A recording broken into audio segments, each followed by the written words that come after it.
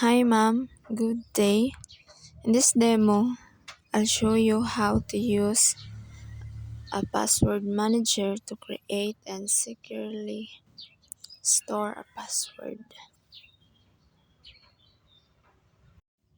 First, open your password manager application. Next, click on the add button to add new password or create new entry. Then, fill out the information needed,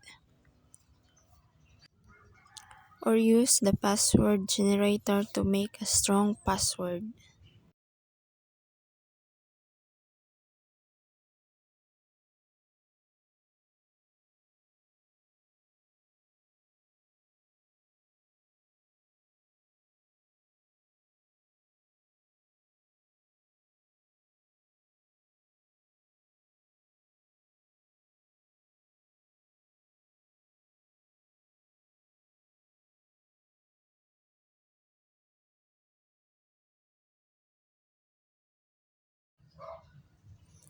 After filling out, just click the Save button to save.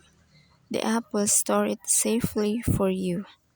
And that's it. A password manager makes it easy to keep your passwords safe and secure. Thank you for watching.